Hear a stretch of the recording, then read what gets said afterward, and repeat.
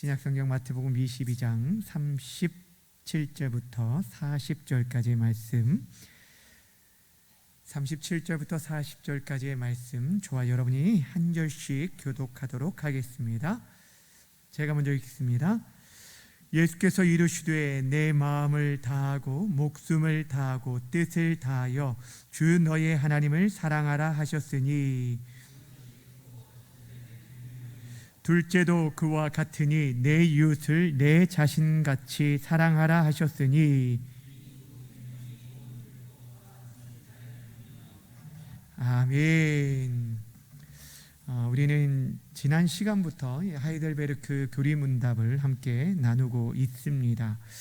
오늘 두 번째 시간으로서 죄와 비참함에 대해서 우리가 함께 나누려고 하는데, 우리가 지난 시간에 살펴봤던 것은 참된 위로, 유일한 위로가 어디에서부터 오느냐라는 내용을 우리가 함께 살펴보았어요.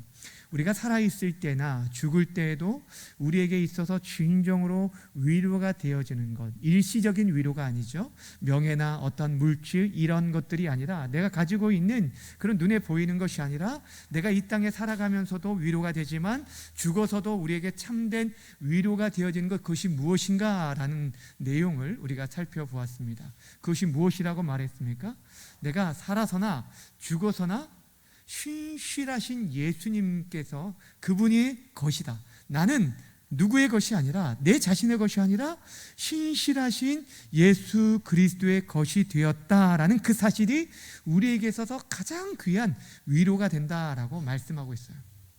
여러분, 우리의 소망, 우리의 위로는요, 우리가 누구의 소속이 되었느냐? 하나님의 소속이 되었다는 것, 예수님의 소속이 되었다는 것, 하나님의 것이 되었다는 것. 그래서 그분의 것이 되었기 때문에 그분의 보호하심과 그분의 은혜와 그분의 자비한 가운데 우리가 살아가고 있다라는 것들을 말씀해 주고 있어요. 그분 안에 거하고 있는 것, 이것이 가장 큰 우리 안에 평안과 위로가 된다라는 사실을 우리가 살펴보았습니다. 그러면서 이러한 위로 가운데 복된 인생을 살기 위해서 우리가 알아야 할 세 가지가 있다라고 말씀을 드렸습니다. 그것이 제 2문에 해당되는 건데, 알아야 할 세 가지, 우리가 이런 위로 가운데 참된 행복을 누리기 위해서 세 가지를 알아야 하는데, 먼저는 우리가 처한 현실, 죄와 비참함 가운데 빠져 있다는 것들을 알아야 하고, 두 번째는 그 죄와 비참함에서 어떻게 구원받는지를 알아야 하고, 세 번째는 우리가 그렇게 구원받은 자로서 어떻게 하나님께 감사하며 살아야 할지, 이것들을 알아야 한다. 이 세 가지 지식이 우리 안에 필요하다라고 말씀해 주었습니다. 쉽게 우리가 이해하기 위해서 수술의 예를 우리가 들면은 조금 이해를 할 수가 있습니다.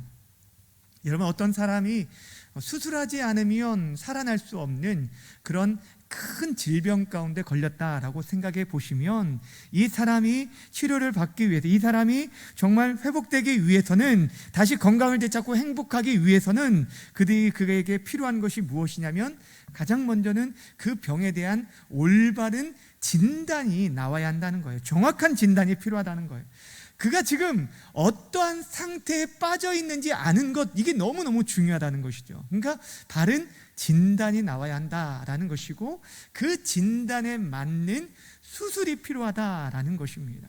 여러분, 그냥 무턱대고 하는 것이 아니라 정확한 진단이 나오면 그거에 대해서, 그 사람이 위가 안 좋은지, 그 사람이 지금 장이 안 좋은지, 어디가 안 좋은지에 대한 정확한 진단에 맞는 수술이 필요한 것이고, 세 번째는 수술 이후에 건강한 몸을 유지하기 위해서 관리가 필요하다는 거예요. 다시 말하면 진단과 수술과 관리, 이 세 가지가 필요한 것처럼 우리가 그리스도 안에서 그리스도의 것이 되었다라는 것들을 우리가 안에서 행복을 누리기 위해서 이 세 가지 지식이 필요하다는 거예요. 그 가운데 첫 번째 우리가 오늘 살펴볼 것이 이제 죄와 비참함에 대한 진리 지식을 알아야 한다라는 것입니다.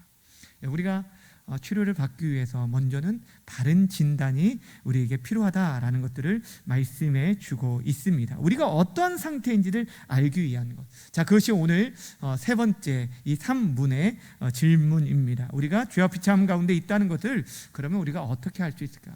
내 지금의 상태를 무엇을 통해서 진단할 수 있는가를 물어보는 거예요. 자, 받으신 그 교리문답 보시면 제3문 읽도록 하겠습니다. 시작. 당신의 죄와 비참함은 어디에서 압니까? 당신의 죄와 비참함을 어디에서 알 수 있습니까? 라고 묻는 거예요. 자, 그 답을 함께 읽겠습니다. 시작. 하나님의 율법에서 나의 죄와 비참함을 압니다. 어디서 알 수 있다고요?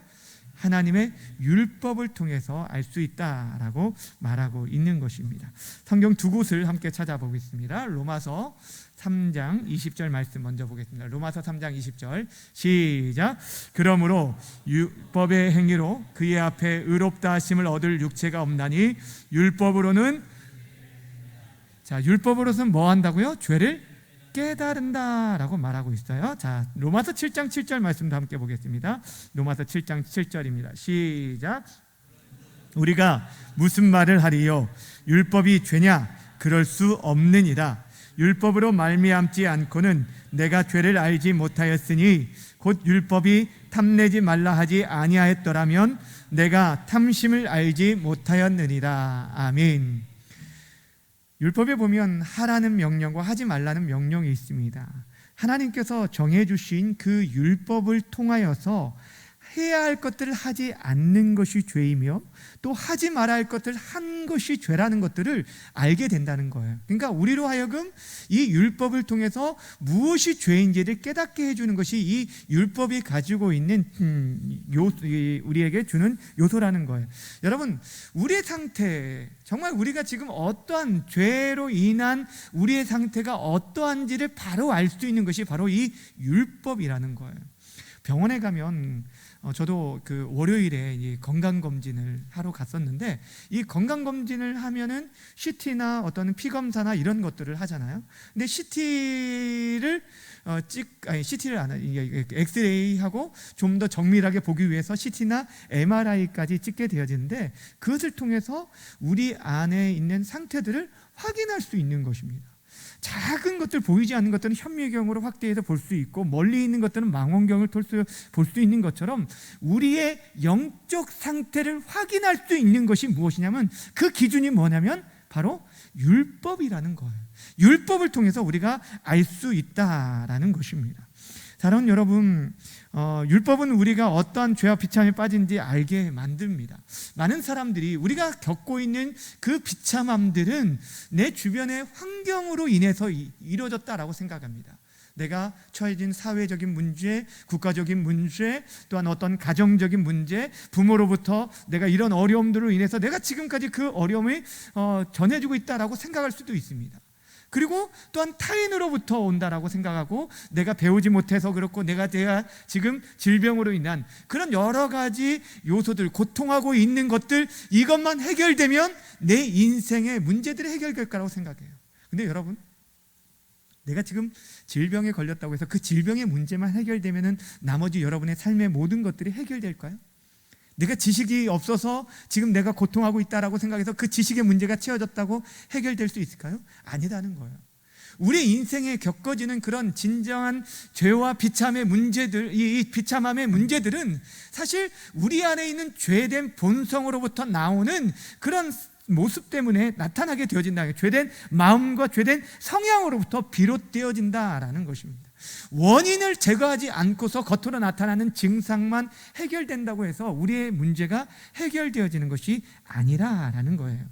하나님의 법인 율법이 우리에게 가르쳐주는 것은 우리가 어떠한 상태에 있는지를 보여주는 거예요. 그 율법 앞에 서 있는 것은 그 율법 자체가 우리를 치료해 주는 건 아니에요. 여러분 잘 아셔야 돼요. 율법 자체, 여러분의 엑스레이에 MRI에 하루 종일 누워있다고 해서 여러분 병이 고쳐지는 것이 아닙니다. 이 MRI나 CT나 이런 것들은 결국에 우리가 어떤 병에 걸렸는지에 대해서 진단해 줄 뿐이지 그것 자체가 우리를 치료해 주는 것은 아니라라는 것입니다. 무엇을 말씀하시는지 아시겠어요? 이 율법이 앞에 섰을 때 우리가 우리 자신의 죄와 비참함을 알게 되는데, 율법을 알지 못하면 우리 자신의 죄와 비참함을 알지 못하는 것입니다. 사람들은요, 나름대로 자기 자신을 어떻게 생각할까요? 꽤 괜찮은 사람이라고 생각을 해요. 그렇지 않나요? 그렇습니다. 우리 자신들을 꽤 괜찮은 사람을 봐요. 왜냐하면 하나님의 말씀 앞에 우리 자신들을 비교하고 돌아보는 것이 아니라 무엇을 가지고 우리를 보냐면 다른 사람과의 비교 속에서 나는 그래도 저 사람보다는 좀 나아라고 생각해요. 나는 그래도 양심껏 행동하려고 해 라고 말하고 나는 그래도 법 없이도 사는 사람이야 라고 생각한다라는 것입니다. 근데 여러분, 우리가 정직하게 하나님의 말씀 앞에 서 있게 되어진다면 우리가 정말 하나님으로부터 영원한 정죄와 저주 아래 있는 자임을 알게 된다는 거예요. 다시 말하면 죄와 비참함에 빠져 있는 그런 철저한 우리의 모습을 확인할 수 있다라는 것입니다. 이렇게 하나님의 율법을 통해서만이 우리는 우리 자신이 죄와 비참함에 빠져 있다는 알게 되어집니다. 그렇다면 이런 질문을 하게 돼요. 그러면 하나님께서 말씀하신 요구하시는 그 율법의 요구가 무엇인가? 그러니까 기준이 있어야 할 거 아니에요. 어느 정도가 검사를 했는데 이 정도면은, 이 수치면은 고혈압인지 저혈압인지 이 사람이 당뇨인지 아닌지 어느 기준이 있을 거 아니에요. 하나님이 우리에게 율법을 통해서 요구하시는 것이 무엇인지 그 기준이 있다는 거예요. 그것이 무엇인지 묻는 게 사문입니다. 제 사문 또 함께 읽어볼게요. 질문을 먼저 하겠습니다. 시작. 하나님의 율법이 우리에게 요구하는 것은 무엇입니까? 자, 우리가 율법 앞에 설 때만이 우리가 죄와 비참함에 빠진 것들을 알 수 있는데, 그렇다면 진짜 그 율법이 우리에게 요구하는 게 무엇인가? 이것을 우리 그 답을 밑에 쭉 길지만 함께 또 읽습니다. 시작. 그리스도는 마태복음 22장에서 이렇게 요약하여 가르치십니다. 내 마음을 다하고 목숨을 다하고 뜻을 다하여 주 너의 하나님을 사랑하라 하셨으니 이것이 크고 첫째 되는 계명이요 둘째는 그와 같으니 내 이웃을 내 몸과 같이 사랑하라 하셨으니 이 두 계명이 온 율법과 선지자의 강령이니라. 아멘. 지금 이 말씀은 마태복음 22장 37절부터 40절까지의 말씀 그대로입니다. 여러분, 율법, 하나님께서 우리에게 지키라고 명하신, 하나님이 그의 백성들에게 주신 법, 율법이 있는데, 구약 성경에 보면 율법이 몇 가지나 될까요? 613가지. 맞습니다. 613가지예요. 그 가운데 하라라는 명령이 248가지이고 하지 말라는 명령이 365가지입니다. 이게 이제 그 율법학자들이 이제 연구하면서 구약 시대에 그들이 이제 613가지로 이렇게 정리를 했어요. 근데 이 613가지를 우리가 다 일일이 다 알 수 없잖아요. 근데 그것들을 그 613가지를 요약해 놓은 10가지로 요약해 놓은 게 있어요. 뭘까요? 십계명입니다. 십계명이 이 10가지가 어떻게 보면 613가지의 요약이라고 할 수가 있습니다. 그거를 또 다시 우리 예수님께서 2가지로 요약을 하셨어요. 어떻게 요약하셨어요? 하나님 사랑하고 이웃을 사랑하라. 이거를 이렇게 요약하셨어요. 근데 10계명에 보면 1계명부터 4계명까지 하나님께 대한 계명이고, 그럼 5계명부터 나머지 6가지 계명이 사람에 대한 인간관계 속에서의 그 수평적인 관계 속에서의 계명, 지켜야 할 계명들인데, 근데 이것을 하나님께서 한마디로 사랑하라라고 말했는데, 그냥 사랑하라는 게 아니라요, 하나님을 향해서 내 마음을 다하고 목숨을 다하고 뜻을 다하여 사랑하라 라고 말하고 있어요. 주 너의 하나님을 사랑하라는 게, 우리 하나님이라고 말씀하고 있죠. 이 하나님을 사랑하는 데 있어서 우리 마음이 나눠지지 않는 것을 말하는 거예요. 온전하게 그 하나님 앞에 우리의 사랑을 드릴 수 있는 것, 이것이 바로 이렇게 사랑하는 것, 우리 마음이 갈라지지 않고 온통 100% 다른 어떤 것에 마음이 뺏기지 않고 하나님만을 사랑하기를 원하시는데, 그와 같이 내 이웃을 내 자신과 같이, 내 몸과 같이 사랑하는 것이 이웃과 하나님을 사랑하는 계명으로 우리에게 주셨다라는 것입니다. 이것이 기준이에요. 여러분, 이게 기준이에요. 여러분, 이것이 온 율법과 선지자의 강령이라는 것은 구약 성경의 핵심이다라는 것을 말하고 있고, 구약 성경의 요약이다라고 말하고 있어요. 여기서 여러분, 우리가 율법이 가지고 있는 용도를 좀 생각해 봐야 돼요. 율법이 가지고 있는 용도, 앞에서 말씀드렸지, 율법이 가지고 있는 용도 중에 하나가 뭐냐면 신학적인 용도가 있고, 또한 정치적인 용도, 규범적인 용도가 있습니다. 신약적인 용도라는 게 이거예요. 앞에서도 말씀드렸지만 이 율법은 결국에 우리 인간의 죄를 폭로해줘요. 거울과 같아서 우리가 지금 상태가 어떠한지, 지저분한지, 지금 얼마나 어떻게 더럽혀져 있는지 이것들을 그대로 보여줘서 이것이 어떠한 모습을 보여주냐면 우리로 하여금 폭로해 주는 거예요. 우리가 지금 이러한 상태에 있다. 신학적인 용도로 그렇게 보여주고 있습니다. 죄와 비참함에 빠져 있는 것을 그대로 보여주는 역할이 바로 이 율법입니다. 근데 이 율법이 또한 정치적인 용도도 있어요. 무엇이냐면 우리에게 있어서 법이라는 게 있기 때문에, 법치국가잖아요. 법이라는 게 있기 때문에 그 법의 통제 아래 우리가 살아가기 때문에 그래도 어느 정도 질서가 유지되잖아요. 그러니까 악에 대해서 저지하는 효과를 가지고 있는 것이 바로 이 법입니다. 무법천지가 되었다. 법이라는 게 없다라고 생각해 보세요. 그러면 여러분 이 세상이 어떤 세상이 되겠습니까? 그나마 지금 이렇게 법이라는 게 있기 때문에 사람들이 나름대로 자신을 절제하고 이렇게 살아가는 것처럼 율법이 우리에게 주는 이런 용도 중에 하나가 이 정치적인 용도로도 사용되어집니다. 또 하나가 규범적인 용도로 우리에게 주어졌어요. 무엇이냐면 구원받은 하나님의 백성들은 그러면 과연 어떻게 살아야 합니까? 라는 그 규범에 대한 답으로 우리에게 준 게 율법이에요. 우리가 율법을 지킴으로 인해서 구원을 받는 것은 결코 아닙니다. 그런데 구원받는 자들이 어떻게 이 말씀을 지킴으로 인해서 하나님을 영화롭게 하고 하나님과 이웃을 섬길 수 있을지, 이거에 대한 우리에게 주신 것이, 규범으로 주신 것이, 규범의 기준, 이것이 바로 율법으로 제시한 거예요. 그러니까 여러분 출애굽기 19장에 보면 하나님께서 시내산에서 어떻게 그 이스라엘 백성과 언약을 맺으십니다. 나는 너희 하나님이 되고 너희는 나의 무엇이 되리라? 백성이 되리라.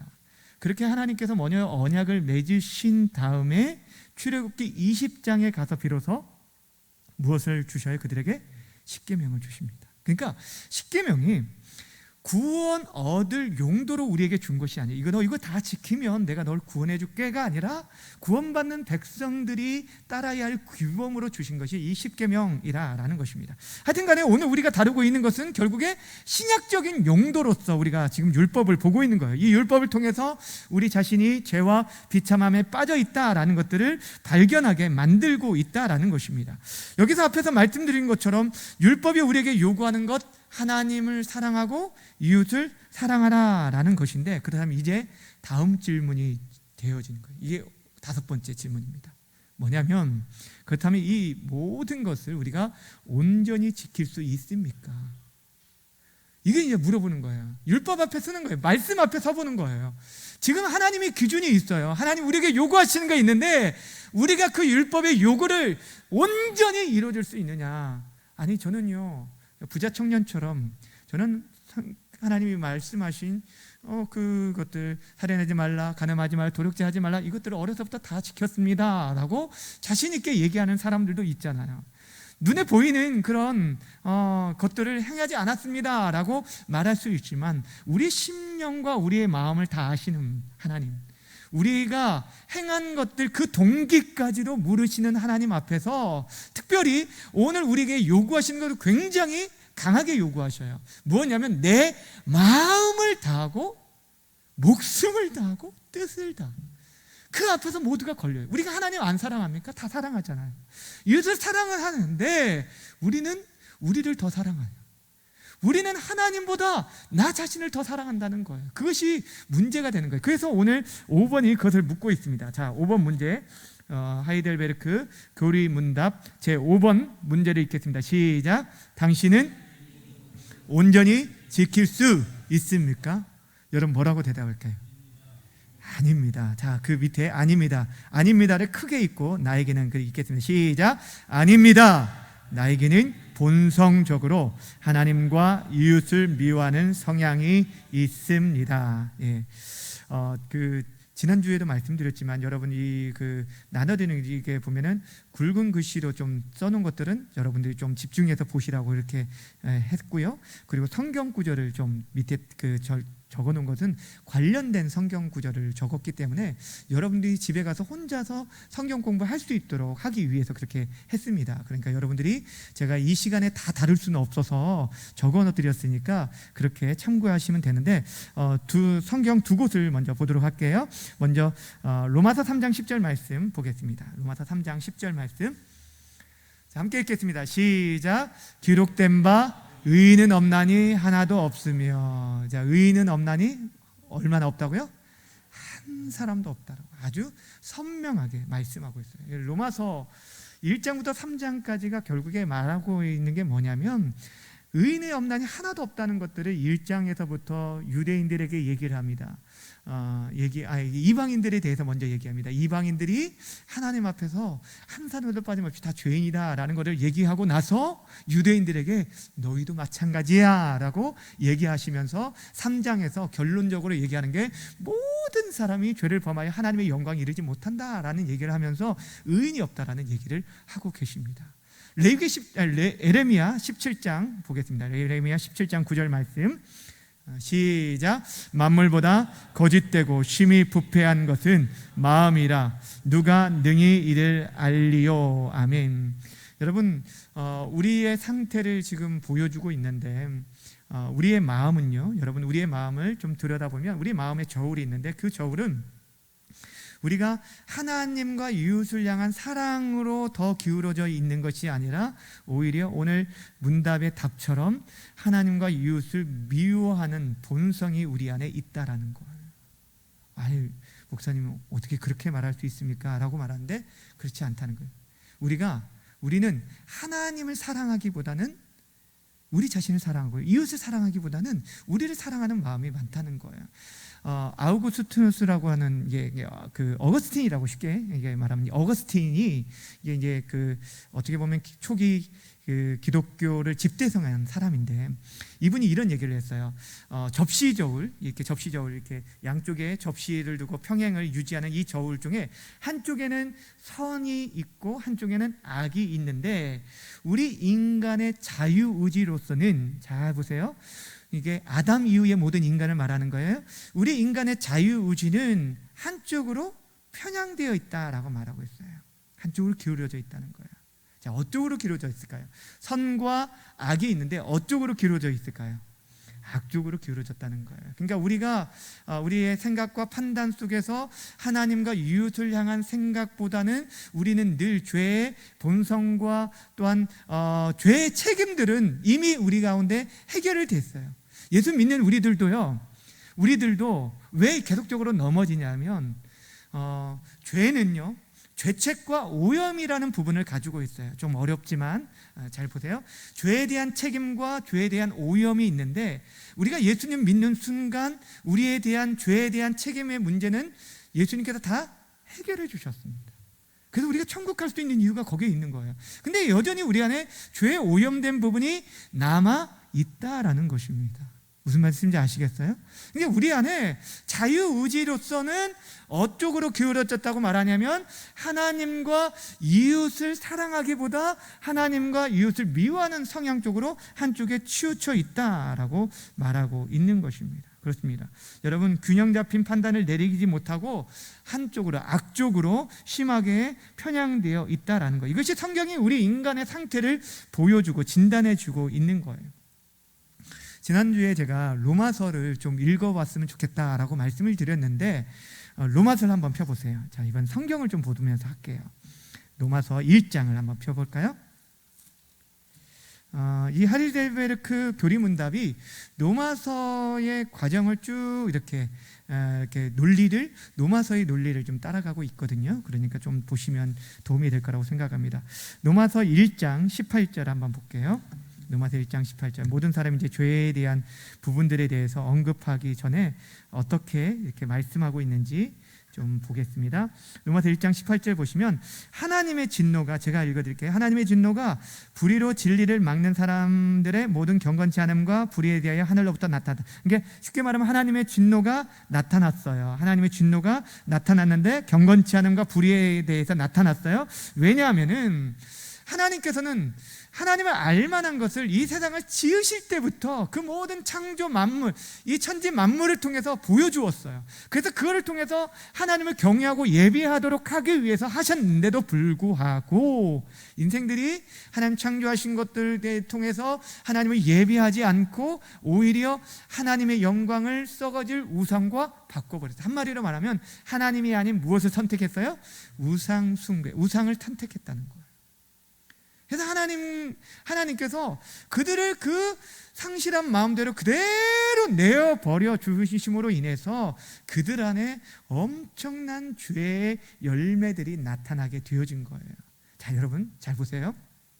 이걸 이제 살펴볼 텐데 우리가 죄라고 하면은 죄에 대한 열매를 먼저 생각을 합니다. 죄라고 말하면 어떤 걸 생각하냐면 오늘 29절 보세요. 29절 이하가 나오는데 29절 보면 불의, 추악, 탐욕, 악의, 시기, 살인, 분쟁, 사기, 악독, 수군, 비방, 또 하나님을 미워하고 능욕, 교만, 자랑, 악을 도모하고 부모를 거역하고 우매하고 배약하고 무정하고 무자비하고 이런 내용들, 이것들을 우리가 죄라고 생각하는데 사실 이것이 죄의 전부가 아니라 모든 게 아니라 그는 죄로부터 나타난 열매예요. 중요한 것은요, 이 열매가 나타나게 된 그 나무를 생각하면 줄기로부터 열매가 나오잖아요. 그 줄기, 그 뿌리가 중요한 거예요. 뿌리가 어디서부터 오게 되냐면 바로 우상숭배, 죄라는 뿌리로부터 시작이 되는 거예요.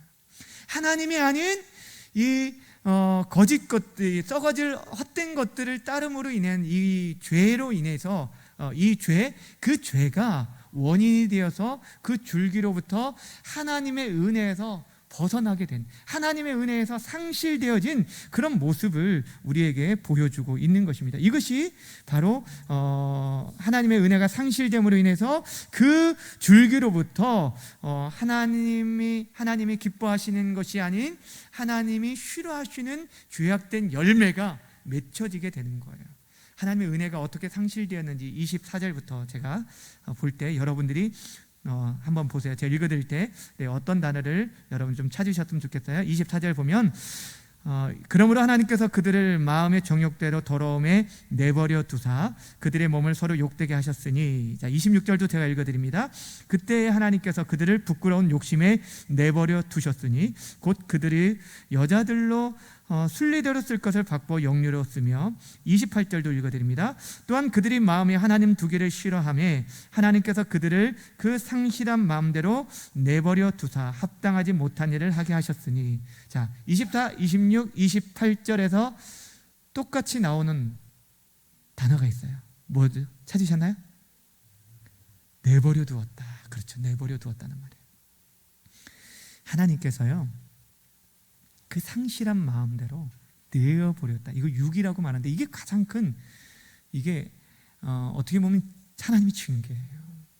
내버려버리면 하나님의 은혜가 상실되어진 상태에서는요, 그로부터는 모든 그 사람에서 나오는 모든 것이 죄의 열매로 나타날 수밖에 없는 거예요. 선한 것이 하나도 맺혀질 수 없는 인생의 모습을 그대로 보여주고 있는 것입니다. 앞에서 말했듯이 그것이 죄의 뿌리가 우상숭배예요. 21절 함께 읽습니다. 로마서 1장 21절이에요. 이거 성경을 보면서 읽겠습니다. 시작. 하나님을 알되 하나님을 영화롭게도 아니하며 감사하지도 아니하고 오히려 그 생각이 허망하여지고 미련한 마음이 어두워졌나니, 23절도 읽겠습니다. 시작. 쏟아지지 아니하는 하나님의 영광을 썩어질 사람과 새와 짐승과 기어다니는 동물 모양의 무엇으로? 우상으로 바꾸었느니라. 아멘. 더 쉽게 이제 설명드릴게요. 저를 보세요. 자, 저를 보세요. 감기에 걸리면 증상이 나타납니다. 증상 중에 하나가 기침이 나오고 열이 나죠. 열이 나고 또 머리가 아파요. 두통이. 이 세 가지가 기본적인 증상입니다. 이 증상. 그러니까 증상. 그런데 사실 이 감기라는 것은 감기 바이러스가 들어갔기 때문에 그런 증상이 나타나는 거지, 그 증상 자체가 감기는 아니에요. 다시 말씀드릴게요. 그러니까 지금 이 죄라는 것은 죄로 나타나는 증상들이 있는데, 근데 그 안에 있는 죄의 뿌리가 되는 우상숭배, 그러니까 죄, 큰 죄라고 보는 대문자로 불리는 죄, 이것이 문제가 되어지는 것이, 우리가 감기에 걸렸다고 해서요 콧물이 나와요. 증상 중에 하나 콧물이 나는데 코를 하루 종일 풀었다고 해서 감기에 낫는 건 아니에요. 그 안에 있는 바이러스를 제어하는 것, 이것이 중요한 거예요. 이게 우리의 삶이 그렇다는 거예요. 눈에 보이는 증상을 통해서 지금 내가 감기에 걸렸구나라는 것을 알게 돼요. 요즘 같으면 이제 코로나 바이러스 통해서 우리가 알게 되는 게 뭐냐면, 무증상 환자가 있어요. 겉으로 볼 때는 그런 증상들이 전혀 나타나지 않는데도 불구하고 그것들을, 바이러스를 이렇게 전파하는 그런 위험한 사람이 있다는 거예요. 우리의 삶 속에 그런 사람들이 있을 수 있다라는 거예요. 자신이 아픈 것도 모르는데 다른 사람에게 바이러스를 전염하는 사람, 이런 사람도 있다라는 거예요. 로마서 1장 32절이 그걸 말해주고 있는데, 로마서 1장 32절은 화면에 있을 거예요. 함께 볼까요? 시작. 그들이 이 같은 일을 행하는 자를 사형에 해당하다고 하나님께서 정하심을 알고도 자기들만 행할 뿐 아니라 또한 그런 일을 행하는 자를 뭐한다? 옳다 하느니라. 이게 죄된 인간들의 모습이라는 거예요. 지금 이런 시대에 우리가 지금 살아가고 있어요. 무슨 말인지 알겠어요?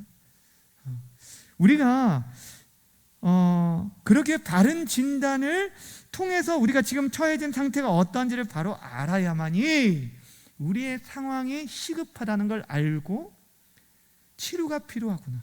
앞에서 말했듯이 바른 진단, 수술, 그 다음에 그거에 대해서 계속적으로 유지하고 관리하는 것이 필요하다라고 말한 것처럼, 바른 진단이 나오면 우리에게 있어서 우리의 구원자 예수님이 절실히 필요하다는 걸 알게 되는 거예요.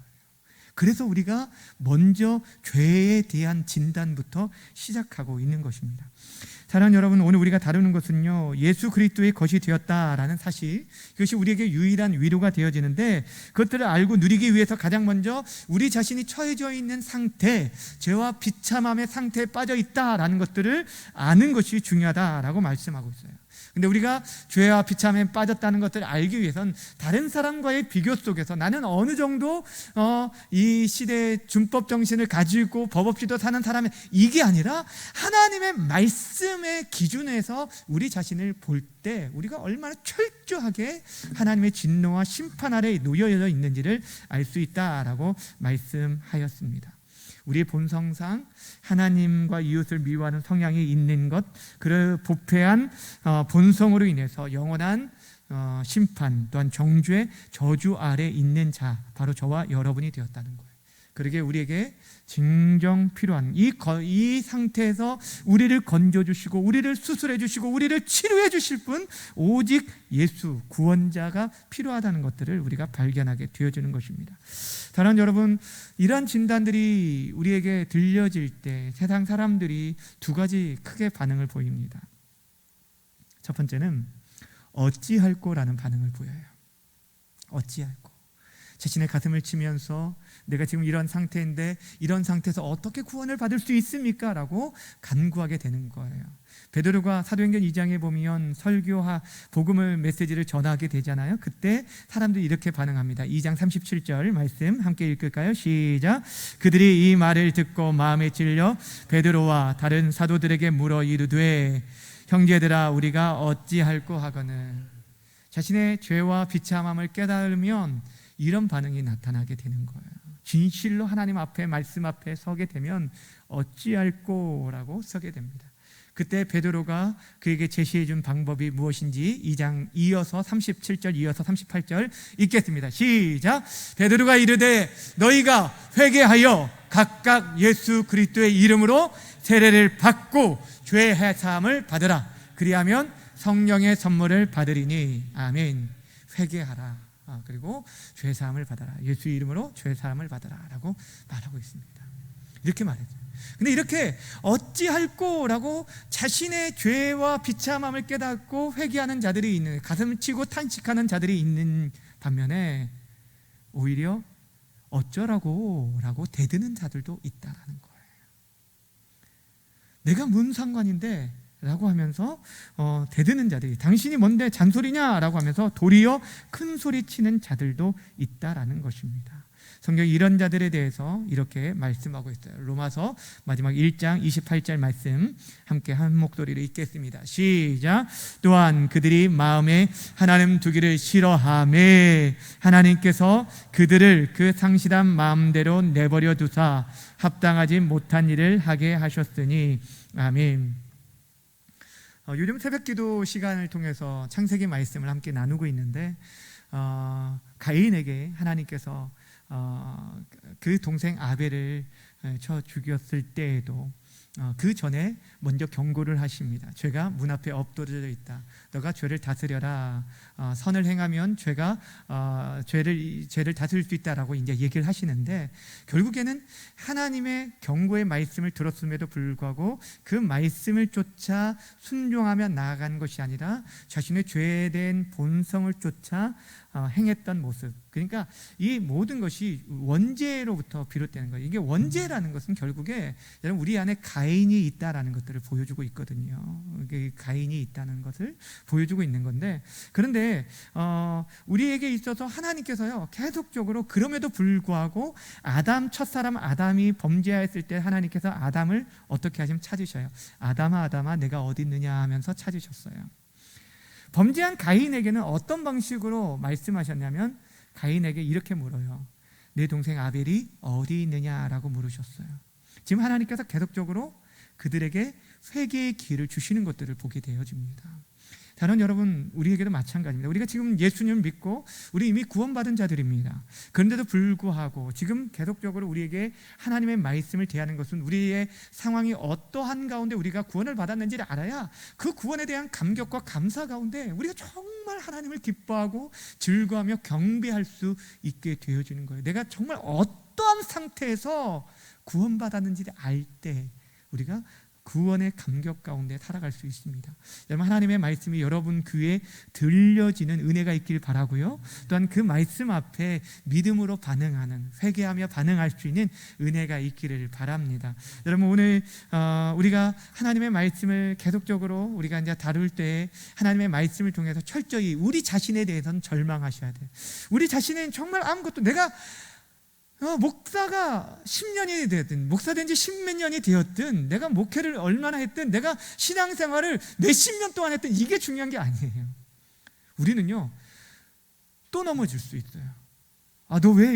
인간이 왜 이래? 아니에요. 우리 인간은 원래 그럽니다. 여러분이 성경을 바로 알면은 인간이 원래 그래요. 그런데 철저히 우리 자신에 대해서는 절망하고 여러분 실망하셔야 돼요. 대신 그러기에 우리의 유일한 소망 되신 예수님, 그분 안에 거할 때만, 성령으로 충만할 때만이 우리가 정말 하나님의 말씀에 순종하며 따라갈 수 있고, 또 그분의 성품을 쫓아서 온유하고 겸손함으로 다른 사람을 돌아보고 섬기며 하나님 정말 사랑하고 이웃을 사랑할 수 있게 되어진다는 거예요.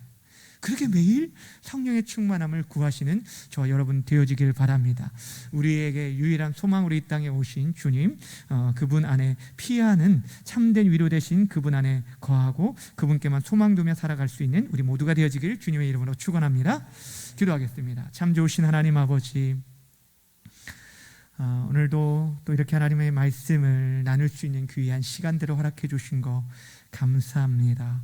하나님 아버지, 우리 자신들을 볼 때 때로는 꽤 괜찮은 사람들로 우리가 오랜 신앙생활을 하면서 나는 그래도 어느 정도 이렇게 신앙생활 했다라고 하면서 다른 사람과의 비교 속에서 우리 자신을 하나님 아버지 과대평가할 때가 많은데, 하나님의 말씀 앞에서, 그 철저하신 말씀 앞에서 우리가 얼마나 마음을 다하고 목숨을 다하고 뜻을 다하며 하나님을 사랑했는지 돌아보게 하시고, 또 이웃을 내 자신과 같이, 내 몸과 같이 얼마나 사랑했는지 돌아보면서 우리 자신이 한없이 연약한 자들임을 깨달아 알게 하시고, 우리 주님으로만 다시금 충만할 수 있는, 우리 주님 안에서만 참된 안식과 평안을 누릴 수 있다는 것들을 알게 하여 주셔서 모든 율법을 그것을 완성하시고 이루신 우리 주님 앞에 피할 수 있는 우리 모든 성도들 되게 허락하여 주옵소서. 하나님 아버지, 우리가 지금 하나님의 말씀 앞에서 어떻게 반응하고 있습니까? 어찌할꼬 하며 탄식하며 반응하고 있습니까? 하나님 아버지, 우리의 연약함들을 용서해 주시고 정말 하나님 아버지 앞에, 주의 말씀 앞에 하나님 아버지, 우리가 철저히 절망하고 소망 없는 우리들을 바로 진단하여서 그 처방으로 오신 우리 주님만을 마음속에 품고 우리 주님과 동행하며 살아갈 수 있는 걸음들이 되어줄 수 있도록 인도하여 주옵소서. 감사드리며 예수님의 이름으로 기도하옵나이다. 아멘.